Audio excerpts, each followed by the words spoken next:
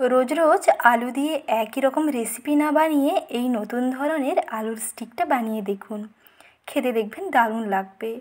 বৃষ্টির দিনে কিছু মুখরোচক মুচমুচে খেতে ইচ্ছে করলে আলুর এই নতুন রেসিপিটি একবার ট্রাই করে দেখতে পারেন।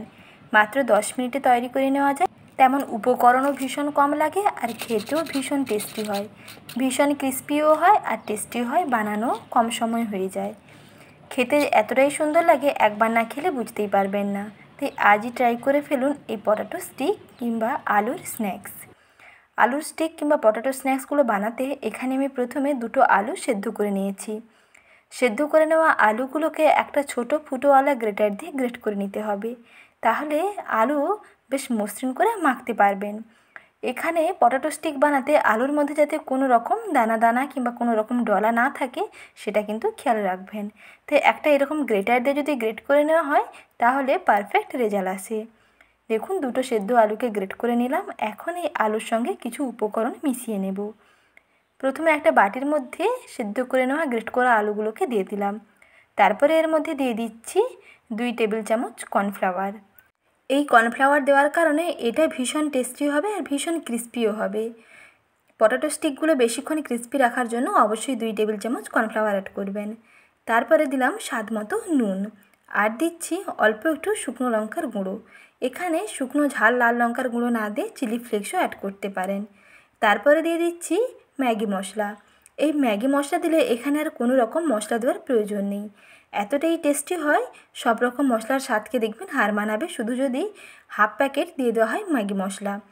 এই পটাটো স্টিকের যে আসল স্বাদটা তা ম্যাগি মশলা দিলেই দেখবেন বেশি ভালো লাগবে। বেশ চটপটাও হবে আর ভীষণ টেস্টি হবে। বাচ্চাদের এটা ভীষণ পছন্দের একটি রেসিপি। তাই অবশ্যই 10 মিনিটে বৃষ্টি ভেজা বিকেলে ট্রাই করে দেখতে পারেন, খেতে দেখবেন দারুণ লাগবে। খুব কম সময়েও বানিয়ে নেওয়া যায়। কিছুক্ষণ মেখে নেওয়ার পরে এইরকম একটা সফট ডো বানিয়ে নিয়েছি। তারপরে সেই ডো থেকে ছোট ছোট অংশ কেটে নিয়ে এইরকম স্টিকের মতন বানিয়ে নেব। আমি 2টো পদ্ধতি শেয়ার করছি, যেটা সুবিধা হয় সেই মতন করে বানিয়ে নেবেন। আর অবশ্যই স্টিকগুলো বানানোর আগে হাতে অল্প করে একটু সাদা তেল মেখে নেবেন, তাহলে আর হাতের মধ্যে এগুলো আটকাবে না।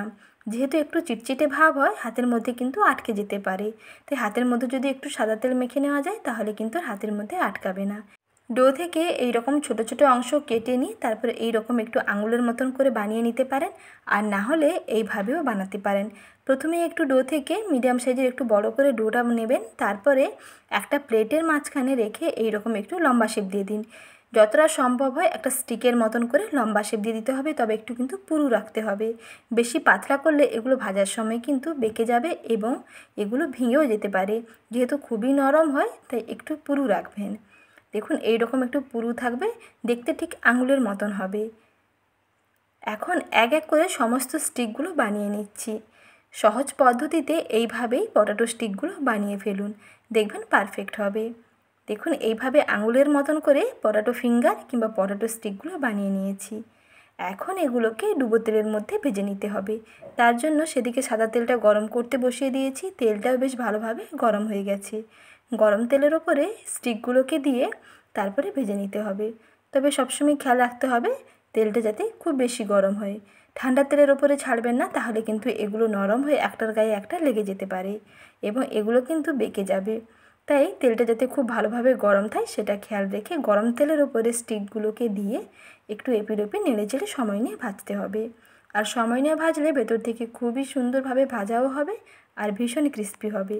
ভাজার দীর্ঘক্ষণ সময় পর্যন্ত একই রকম ক্রিস্পি রাখতে এগুলোকে একটু সময় নিয়ে ভাজতে হবে। মোটামুটি ধরুন 4 থেকে 5 মিনিট। 4 থেকে 5 মিনিটের মধ্যে দেখবেন খুব সুন্দর ভাজা হয়ে যাবে।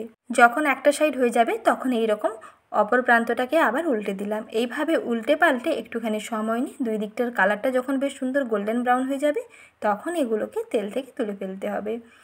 তেল থেকে তুলে নিয়ে একটা কিচেন টিস্যুর উপরে রেখে দেবেন, তাহলে এর অতিরিক্ত তেলটা শোক করে যাবে। দেখুন, কালারটা বেশ সুন্দর ব্রাউন হয়ে গেছে। এর থেকে কিন্তু আর বেশি ভাজবো না, তাহলে কিন্তু আবার তেতো লাগবে। এখন এগুলোকে তেল থেকে তুলে নিচ্ছি। একটি ছান্তার সাহায্যে তুলে নিয়ে তারপরে একটুখানি সময় কিচেন টিস্যুর উপরে রেখে দেবেন, তাহলে দেখবেন এর অতিরিক্ত তেলটা শোপ করে যাবে। এখন এগুলোকে সার্ভ করে নিচ্ছি অল্প একটু টমেটো কেচাপ দিয়ে। খেতে কিন্তু ভীষণ দুর্দান্ত হয়। আর শব্দটা শুনুন কতটা ক্রিস্পি হয়েছে। যেমন ক্রিস্পি হয় তেমন টেস্টি হয়, আর বানানো দেখবেন কতটাই সহজ। মাত্র 10 মিনিট সময়ে সেদ্ধ আলু দিয়েই বানিয়ে ফেলতে পারেন এই রকম দারুণ স্বাদের পটেটো স্টিক। রেসিপিটি ভালো লাগলে লাইক, শেয়ার এবং সাবস্ক্রাইব করবেন। আজ এই পর্যন্ত, আবারও শীঘ্রই ফিরে আসছি নতুন রেসিপি নিয়ে। পরের রেসিপি দেখার আমন্ত্রণ থাকলো। ভালো থাকবেন, ধন্যবাদ।